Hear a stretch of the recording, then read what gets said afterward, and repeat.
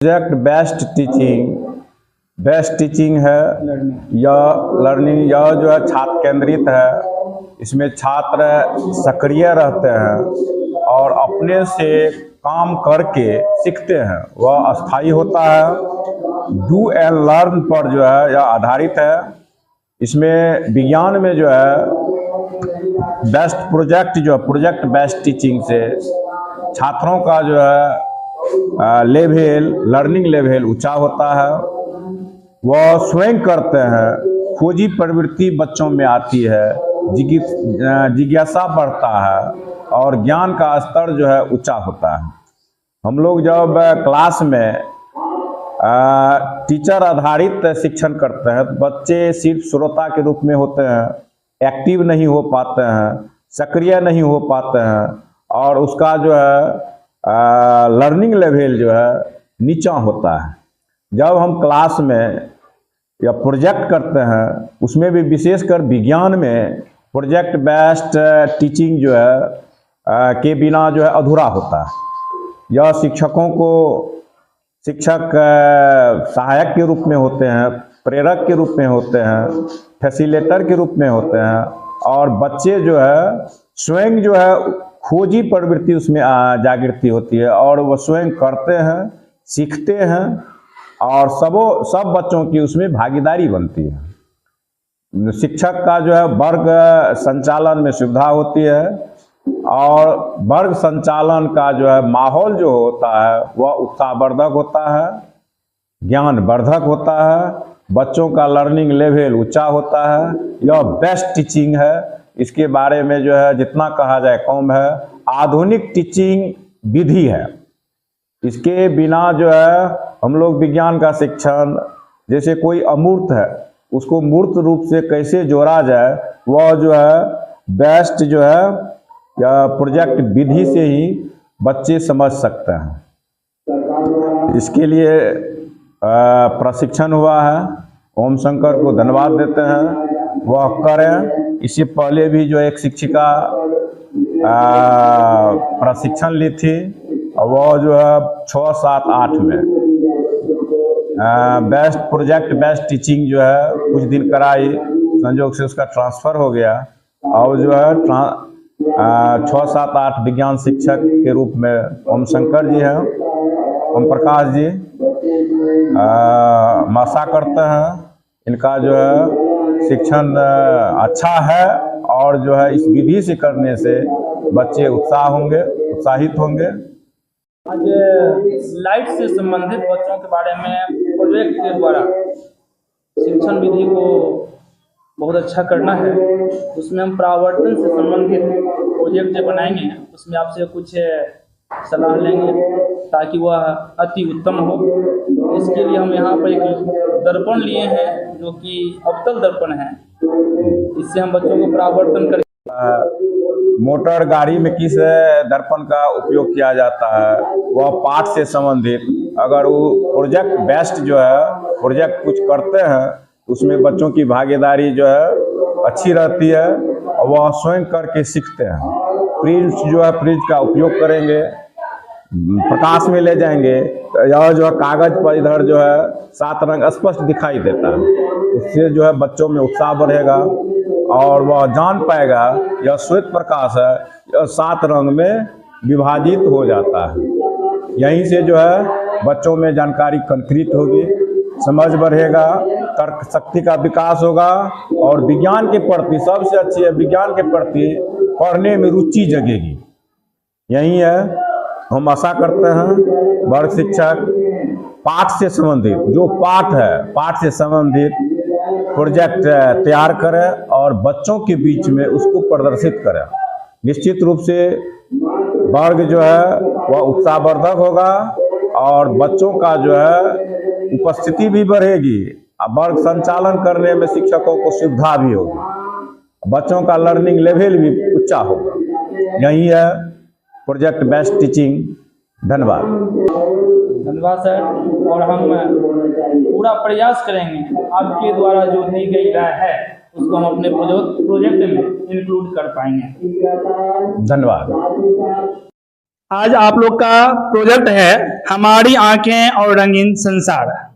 क्या है प्रोजेक्ट का नाम? हमारी आंखें और रंगीन संसार। चलिए आप बताएंगे किसी वस्तु को देखने के लिए किन किन चीजों की जरूरत होती है? लेंस की। देखने के लिए क्या चाहिए? मानव नेत्र। नेत्र चाहिए। और कुछ चाहिए? और प्रकाश, सूर्य का प्रकाश। सूर्य का प्रकाश चाहिए। टॉर्च का प्रकाश चलेगा? हाँ। टॉर्च का भी चल जाएगा। और कुछ देखने के लिए?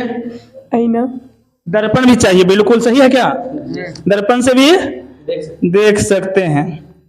अच्छा, मस्तिष्क के बारे में आपका क्या विचार है? हमारा जो मस्तिष्क है इसके बारे में क्या विचार है? मस्तिष्क में क्या क्या देखते हैं?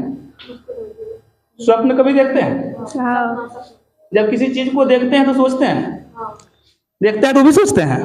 और क्या मस्तिष्क के बारे में ख्याल है आपका?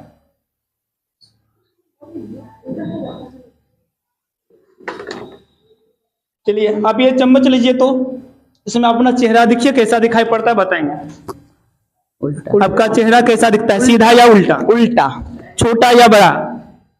छोटा। बड़ा बड़ा बड़ा। बड़ा। अब आप चम्मच को पलट दीजिए, इसमें अपना चेहरा देखिए तो कैसा दिखाई पड़ता है, उल्टा या सीधा? सीधा। सीधा। छोटा या बड़ा? छोटा। पहले छोटा, थोड़ा दूर लाइए, पास लाइए, कुछ अंतर। हाँ, छोटा बड़ा हो जाता है। नजदीक आने पे क्या होता है? बड़ा। बड़ा होता है। हाँ। और दूर ले जाने पर छोटा। छोटा होता है। और एक ही चम्मच है ना? हाँ। एक तरफ से आपका कैसा दिखाई पड़ गया? एक तरफ से उल्टा। आपका चेहरा उल्टा है, एक तरफ से सीधा। सीधा है। ये जो किसी भी वस्तु का चेहरा दिखाई पड़ा, अपना चेहरा दिखाई, कोई वस्तु दिखाई, इसको हम क्या कहते हैं? कौन सी सर? जो दिख रहा है इसमें, इसका चेहरा दिखाई पड़ा, आप देखेंगे तो आपका चेहरा दिखाई पड़ेगा। इस चेहरा को हम क्या कहेंगे? यदि उंगली दिखाइएगा तो उंगली परछाई दिखेगा। कहेंगे। परछाई। क्या कहेंगे? परछाई। क्या कहेंगे? परछाई। गलत जवाब है। इसको हम कहते हैं प्रतिबिंब। क्या बोलते हैं? बिंब मतलब वस्तु, किसी भी वस्तु का जो प्रति है, मतलब उसका फोटो कॉपी कहें, जैसा वैसा जो दिखता है वही प्रतिबिंब कहलाता है ना? ये क्या दिखा? प्रतिबिंब। ये आप इसको आप पकड़ेंगे तो देखिए अपने चेहरे को, दूर लाइए, नजदीक लाइए, कुछ अंतर है? क्या दिखाई पड़ रहा है? नजदीक लाने से शरीर बड़ा लग रहा है। नजदीक लाने पे बड़ा दिखता है, यानी आपका प्रतिबिंब बड़ा दिखता है। दूर ले जाइए, दूर ले जाने पर छोटा दिखता है। आप ये लीजिए तो जरा, इसको लीजिए, आगे पीछे करके देखिए चेहरा को क्या होता है। नजदीक लाइए, दूर ले जाइए। चलिए क्या देखिए आप इसमें? छोटा बड़ा। नजदीक लाने पे क्या हो गया था? बड़ा। बड़ा। दूर ले जाने पर छोटा। छोटा। आप दूर ले गए तो क्या हुआ था? छोटा। कि बड़ा? छोटा। नजदीक लाने पर बड़ा।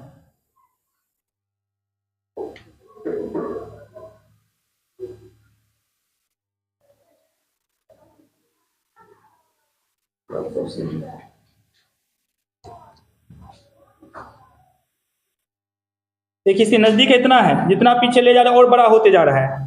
पीछे ले जाने पर इसमें क्या हो गया? बड़ा। आप तभी उल्टा जवाब दिए थे ना। पीछे लाने देख रहे हैं कितना छोटा है अभी, देखिए कितना बड़ा होते गया, इतना बड़ा हो गया, दिखना बंद हो गया, है ना? इसमें आपको उल्टा दिख रहा है। आप जैसे ही इसको दूर ले जाएंगे और बड़ा होते जाएगा, नजदीक लाएंगे छोटा, है ना? तू नजदीक लाए, तुम दूर ले जाएगा तो क्या होगा? छोटा। छोटा। नजदीक लगेगा तो तुम्हारा बड़ा होता है, तुम्हारा उल्टा होता है, तुम्हारा सीधा। ये दोनों क्या है? दर्पण है। क्या है? दर्पण। दर्पण है, जिसमें आपको साफ साफ दिखाई पड़े वो क्या है? ये क्या है? ये दर्पण है ना? और ये क्या कर सकता है? आप यहाँ आ जाइए, अब एक टॉर्च को जला करके दिखाइए तो क्या होगा? टॉर्च जलाइए, मिरर पे जला करके उस बोर्ड पर फ्लेक्स करेंगे। कैमरा थोड़ा घुमाओ, अरे हाँ बोर्ड का।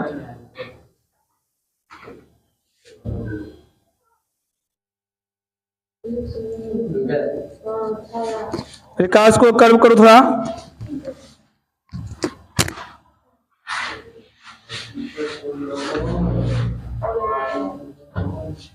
कुछ दिख रहा है?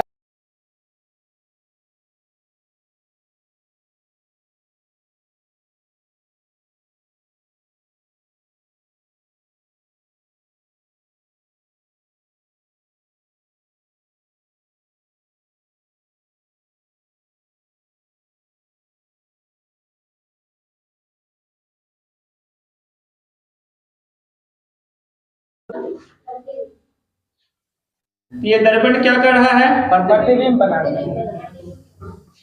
ऐसे करके दिखा देता हूं ना, देख रहे हैं ये क्या है कि मिरर है, इस पर प्रकाश बना तो क्या कर रहा है, यह प्रकाश को परावर्तित कर रहा है, टकरा कर भेज रहा है। जितना प्रकाश पड़ रहा है इस पे देख लीजिए, जितना प्रकाश पड़ रहा है उतना क्या होता है, छोटा बड़ा होते जा रहा है ना जी, है क्या नहीं जी। ये प्रकाश को क्या करता है, परावर्तित करता है, अर्थात लौटा करके जो भेजता है, लौटा करके जो भेजता है उसको हम क्या कहेंगे, परावर्तन करना। ये देखिए ये भी आपका ये जो दर्पण है ये उत्तल दर्पण है। कौन सा दर्पण है? उत्तल दर्पण। देखिए यहाँ दूर हम प्रकाश दिए कैसा छोटा हो गया, दिख रहा है जी। नजदीक लाए हमने क्या होता गया, बड़ा बड़ा होता गया, है ना। ये इस दर्पण का क्या नाम है, उत्तल दर्पण। एक और दर्पण होगा, ये देखेंगे क्या है, अवतल दर्पण। जितना नजदीक लाए अब देखिए दूर ले गए, उतना ही छोटा।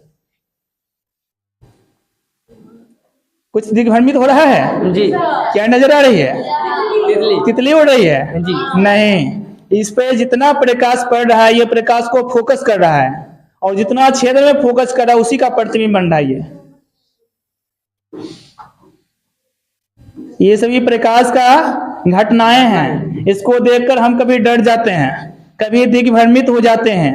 ये सब प्रकाश का खेल है। क्या है ये? प्रकाश का खेल है। प्रकाश का खेल है ना जी।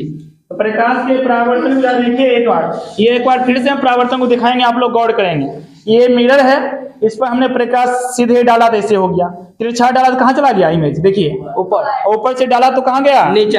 ऊपर से डाला तो नीचे से डाला तो ऊपर, बीच से डाले तो बीच में ही रह गया, बीच में डाले तो बीच में ही रह गया। बीच में, अर्थात जब हम तिरछी किरण गुजारते हैं वह ऊपर की ओर तिरछा होता है, और ऊपर से तिरछा गुजारते हैं तो नीचे की ओर तिरछा होता है। इसका मतलब है कि आने वाली प्रकाश को यह परावर्तित तो करेगा, जितना एंगल्स हम नीचे देंगे उतना एंगल्स वह क्या करेगा, परावर्तित कर देगा ना, ऊपर भेज देगा। तो दर्पण क्या करता है, प्रकाश को परावर्तित करता है। क्या दर्पण से संबंधित और किसी भी चीज के बारे में बता सकते हैं जो कि प्रकाश को परावर्तित कर सके? चलिए आप बताइए, जो परावर्तित कर सके। आईना, दर्पण को छोड़ करके टेल्स, टाइल्स, ठीक है, वो भी प्रकाश को परावर्तित करता है। और बताइए आप, घड़ी, घड़ी और पानी परावर्तित कर देता है, सर करता है, करता है। स्टील का बर्तन, और कुछ स्टील का बर्तन, थाली वगैरह से, बिल्कुल। और ये व्हाइट बोर्ड जी सर, परावर्तन करेगा, जी सर, है ना, परावर्तन करेगा। जी सर। तो ये सब वस्तुएं क्या करता है, प्रकाश को परावर्तन करता है, मतलब टकरा करके वापस भेज देता है। जिस दिशा में आया यदि उसी दिशा में टकरा कर चला गया उसको हम क्या बोलेंगे, प्रकाश का परावर्तन कहेंगे। क्या कहेंगे? और प्रकाश का परावर्तन दर्पण जो है दो तरह से करता है। एक प्लेन दर्पण है, समतल है, तो एक नियम से करेगा, जितना कोण पे किरण आएगा उतना पर टकरा कर वापस जाएगा, परावर्तित होगा, है ना। अर्थात आने वाली किरण जिस कोण से आएंगे उतना ही कोण से किरण टकरा करके वापस जाएगा। इसमें पढ़िए तो क्या लिखा हुआ है, आर सीधा या उल्टा? उल्टा। आर उल्टा है, ई कैसा है? ए भी उल्टा, डी अर्थात तीनों उल्टा हो गया। अर्थात जब कोई वस्तु रखा है और उसको हम समतल दर्पण से देखते हैं तो वह कैसा दिखाई पड़ता है, उल्टा। यही कारण है आप लोग एम्बुलेंस में देखे होंगे उल्टा लिखा हुआ रहता है, ताकि वह दर्पण क्या करता है, उल्टा को क्या कर देता है, सीधा, और हमें सीधा दिखाई देती है। ठीक है, देखो चलो, छड़ी इन्होंने सीधा पकड़ा, पानी में देखते हैं कैसा है, तो पानी क्या कर दिया, छड़ी को टेढ़ा किया? नहीं, छड़ी टेढ़ा नहीं किया, पानी के द्वारा जो उसका प्रतिबिंब बना उस प्रतिबिंब को टेढ़ा कर दिया, तिरछा कर दिया। ये किस कारण से हो पाया, अपवर्तन के कारण हो पाया, है ना। अपवर्तन के कारण जो है पानी में रखी हुई छड़ी कैसी दिखाई पड़ती है, इसी तरह से हम पानी में सिक्का रख रहे हैं तो अपने स्थिति से ऊपर उठा हुआ दिखाई पड़ेगा। ये सब अपवर्तन का परिणाम है ना। कोई जादू है क्या? ये जादू नहीं है, प्रकाश का खेल है ये। चलो ठीक। आज के प्रोजेक्ट में अपना लोग परावर्तन, अपवर्तन और प्रकाश के वर्ण विक्षेपण, इन सभी चीजों के बारे में बढ़िया से सीख पाया। मानव नेत्र के बारे में जाना। परावर्तन करने के लिए मुख्य रूप से दर्पण का प्रयोग किया जाता है। इसके अलावा कोई भी सतह जो चमकीला हो वह प्रकाश को परावर्तन करता है, चाहे वह बोर्ड हो, स्टील का बर्तन हो, चम्मच हो, वह प्रकाश का परावर्तन करता है। यहाँ तक कि जो भी ठोस वस्तुएं हैं जिससे प्रकाश आर पार नहीं होता है वो भी प्रकाश का परावर्तन करता है। दीवार भी प्रकाश का परावर्तन। हम वस्तु को कैसे देख पाते हैं? प्रकाश चाहिए तभी। और प्रकाश कहाँ चाहिए? आंख पर नहीं। जिस वस्तु को देखना हो वहां प्रकाश डालेंगे और वस्तु से प्रकाश टकराकर हमारी आंख पर पड़ेगा, तब हम वस्तु को, यदि टॉर्च हम अपने आंख पर ही जला लें किसी वस्तु को नहीं देख पाएंगे, है ना। तो परावर्तन जो होता है वह चिकना और चमकीला सतह करता है। कौन करता है? जिसमें मुख्य रूप से कौन किया? दर्पण करता है ने। ये प्रकाश को पूर्णतः परावर्तन। कभी कभी सतह ऊपर नीचे हो जाते हैं, ऐसे में अनियमित परावर्तन हो जाता है। जैसे बालू, वो भी परावर्तन करता है। कहीं बालू का ढेर है, कहीं गड्ढा है, कहीं ढेर है। यदि हम तेज धूप हो उसमें चले तो आपको लगेगा आगे पानी है, लेकिन वहां जाओगे तो वहां पानी रहता है क्या? ये सब प्रकाश का क्या है? घटना है, प्रकाश का खेल है ना। यहाँ पर भी प्रयोग किए बाल्टी वाले। इसमें छड़ी जब हमने डाला था तो ये अपने वास्तविक स्थिति से हटी हुई अर्थात मुड़ी हुई दिखाई पड़ा था। ये प्रकाश का अपवर्तन का परिणाम है। किसका परिणाम है? जब हम प्रिज्म से प्रकाश को गुजारे तो ये 7 अलग अलग रंगों में विभक्त हो पाया। इस प्रक्रिया को हम कहते हैं प्रकाश का वर्ण विक्षेपण। ये भी अपवर्तन के कारण ही संभव हो पाया। और हम वस्तु को कैसे देख पाते हैं? तो आंख तो है ही। आंख पर जब परावर्तित किरणें पड़ती है तो आंख के सबसे भीतरी भाग है रेटिना, उसी पर वस्तु का प्रतिबिंब बनता है। और वह रेटिना बने प्रतिबिंब को मस्तिष्क सीधा करके भेजता है। कैसे करके भेजता है? तब हम वस्तु को देख पाते हैं। तो ठीक है, आपने जो काम किया इसके लिए बहुत बहुत धन्यवाद।